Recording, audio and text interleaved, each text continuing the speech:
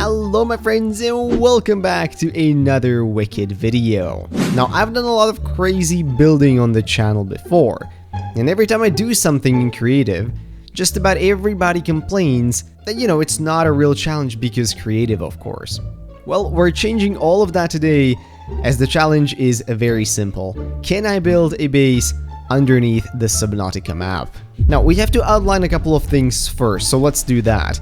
The Subnautica map doesn't just go down infinitely. There is a cutoff at varying heights around the map, but usually just around over 1,000 meters deep, where there's a bit of a sharp edge. This is where I want to build my base, but what really constitutes a base? Is just one compartment with a hatch enough? Let's put down a bit of a rule list for this challenge of what exactly this base needs to fulfill. So first, it has to be underneath the map. This means that no bit of the map should be sticking out beyond that edge.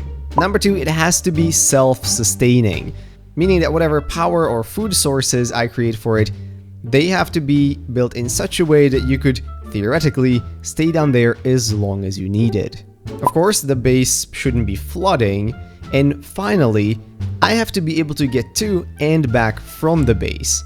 It doesn't have to be clean, but it has to be possible. So, with those rules, let's jump right into it.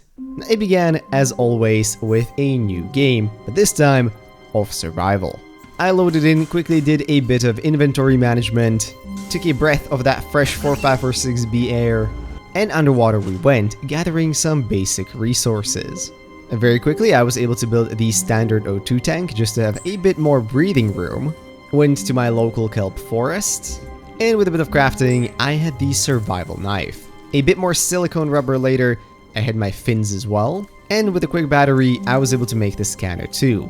Great progress so far. I went over to a creepvine forest to get some silver, as well as to eat a bit of creepvine, because who wouldn't? And with some more resources, I was able to make a high capacity tank. Then I went to the literal den of wolves, or rather den of crashfish, to get myself some cave sulfur, and with that I was able to make the repair tool, and of course, fix my life pod. Now in the kelp forest, I also started scanning some blueprints, namely the mobile vehicle bay, as well as some bits for the sea glide. And man, without the death run mod, this is so nice and easy.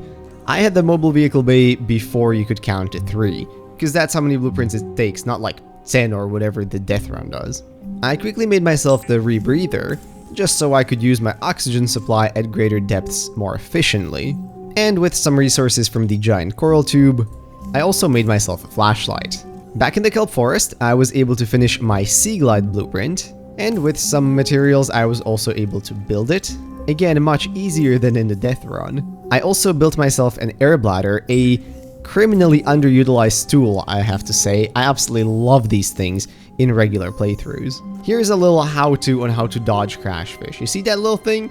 You don't want to be near it. So, you swim toward it, wait for it to come out, and then swim in the exact direction that it came from, and boom. This works like 99% of the time. After some gathering, I was able to build myself a habitat builder, which I quickly utilized for a small base in the shallows.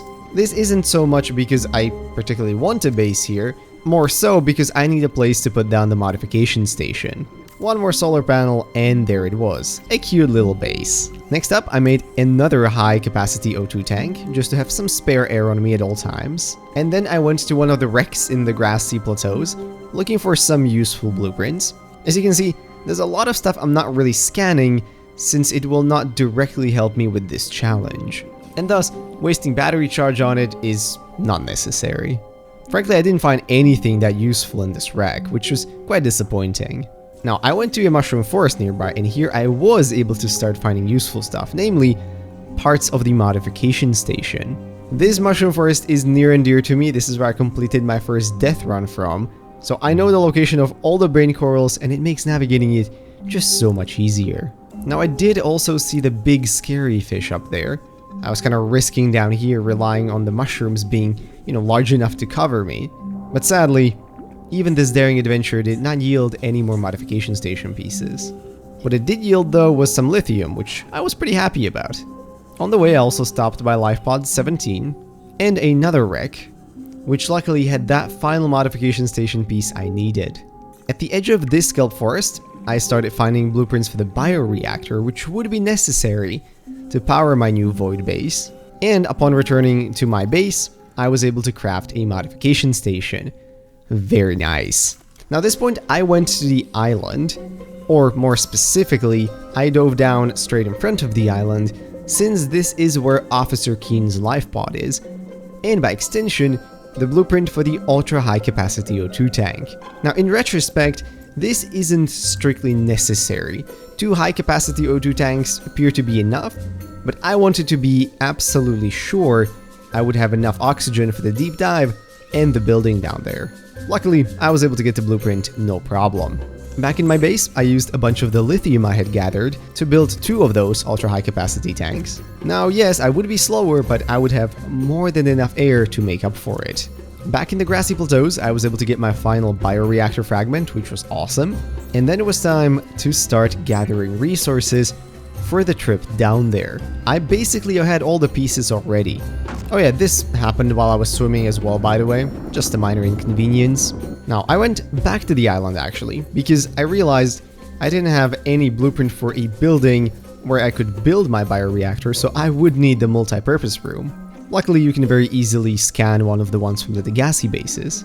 I also got the blueprint for the stasis rifle here, which might be helpful, but my plan was to not really engage with the ghost, so I didn't end up using it. I did eat some lantern fruit though, which was nice.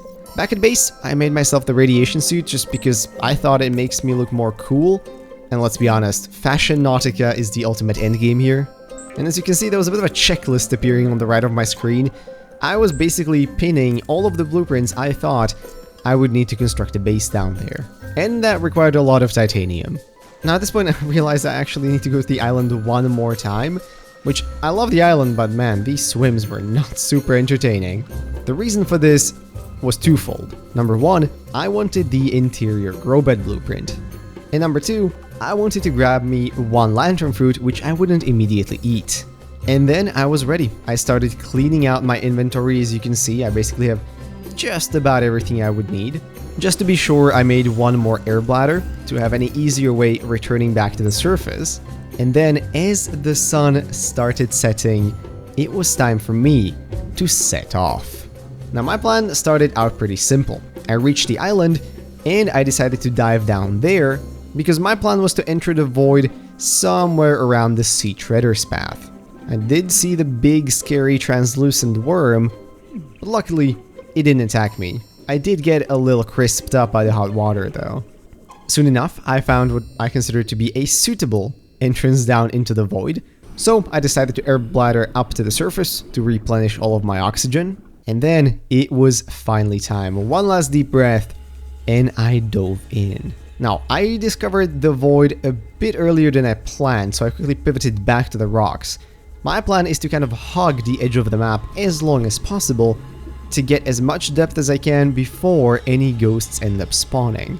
Now this place is particularly good since you can kind of hug the wall here, and this pillar up front would protect you down to nearly 600 meters, but of course at some point you do have to leave the wall and head into the big scary void.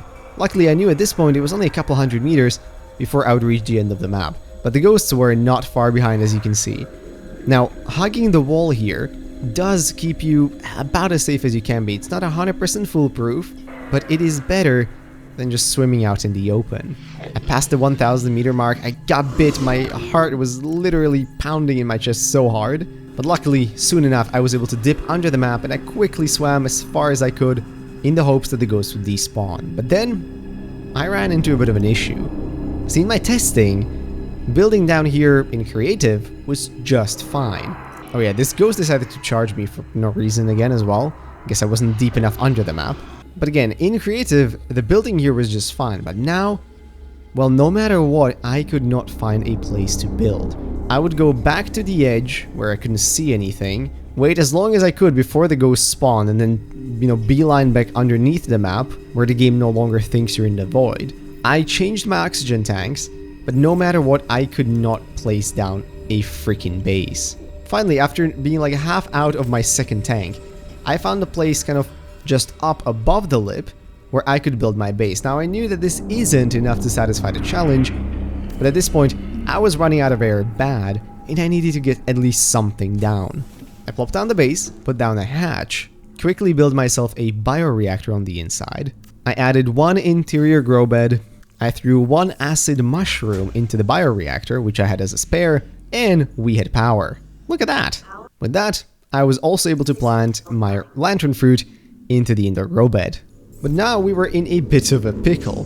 There were ghosts everywhere around my base. The only way I was able to get out was to jump and quickly again swim under the map in the hopes that they would despawn. I didn't have any more resources on me, and I knew that if I wanted to come back down here and actually move the base underneath the map, I would need a trip up to the surface. I made sure both of the air bladders are on my hotkey bar, and I started hugging the wall on my way up, over a kilometer down underwater.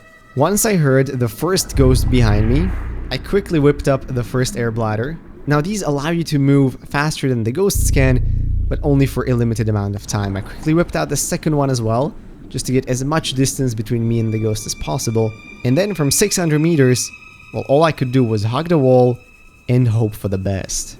I had a mini heart attack here when one of the ghosts ended up pushing me up rather than biting me. I'm not sure what the plan there was, but just as that happened, I was able to enter the Grand Reef biome again, and for now, I was safe.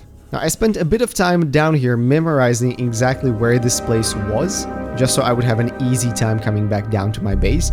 Luckily, it's a pretty iconic spot in the Grand Reef, right by the Sea Treader's path, so it wasn't super difficult to remember. And back on the surface, it was time to craft more stuff. Mainly, I would need a ton of titanium. Luckily, there's always plenty of metal salvage going around the safe shallows, if you know where to look. I did also get the blueprint for the compass. Not really necessary, but I thought it was pretty cool. And then I made my way to the mountain island to gather a little bit of lithium. This would be for the wall reinforcements, so that my base could withstand the pressure down there without caving in and flooding. Back in the kelp forest, I gathered some stalker teeth. Now you might be confused, because nothing in my checklist there on the right requires stalker teeth, but there was one more piece of the puzzle which I needed, that I currently didn't have the blueprint for, but kind of wanted to build down there. Here you can see my lovely gear equip. This would be everything I would need for my second trip down there.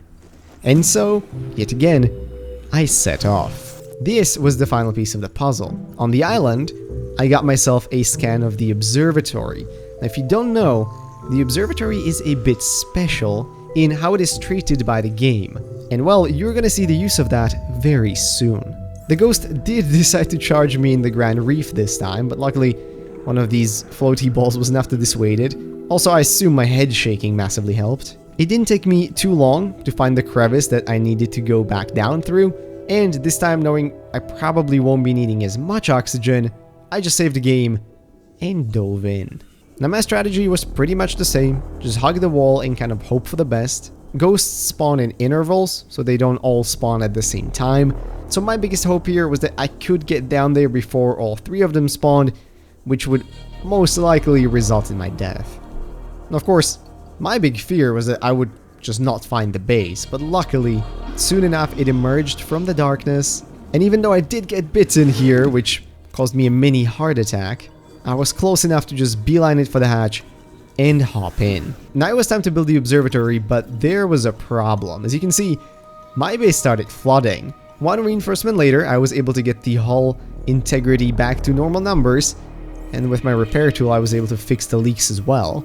And now you can see why I built the observatory. The ghosts are leaving because according to the game, the observatory is its own biome, which means if I'm in there, I'm not in the void, and thus the ghosts despawn. And then it was time to start the big remodeling.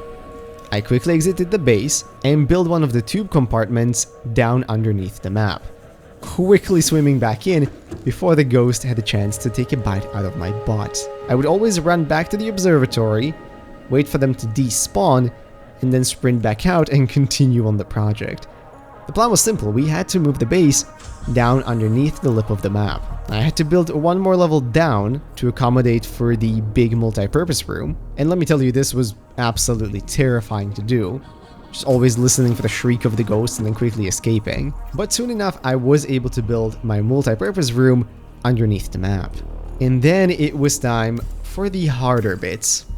In the original, I deconstructed the bioreactor, which obviously took the power down. I jumped out, I had to deconstruct the hatch, meaning for some time I had no place to hide. I swam on top of the multipurpose room, which I hoped would protect me from any ghosts, and it did.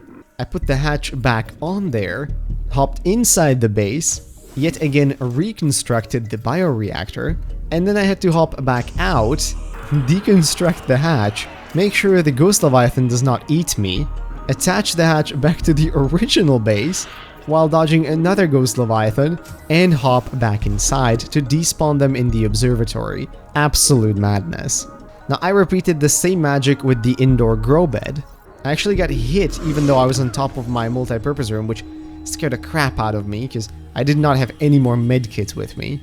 And then finally I had to do the trick one more time with the observatory. I deconstructed it, jumped out, deconstructed the hatch, built both of those on my new base, and there I was. I added one more reinforcement just to make sure the hull integrity is well and truly safe, and of course because I'm a sucker for aesthetics, I deconstructed the original multi-purpose room as well, jumping back into my new base, and there we were, guys. A base in the void, completely underneath the map, in survival Subnautica. Now here, as you might enjoy some cinematic shots of this base, I would say there are ways to make this easier on yourself. If I had gone down with the knowledge that I cannot immediately build it right underneath the map and I have to start kind of building on the edge, that would have probably helped. If you want to stick with only high capacity tanks, you could definitely get a pipe with a pump from the surface, feed it down a bunch. You can even use that to avoid the ghost leviathans. Now on repeated visits, you could possibly get down there with a prawn suit, but it would be kind of scary to get it back out. Or of course, if you don't mind sacrificing a prawn suit, for your first trip down there, that could be pretty easy.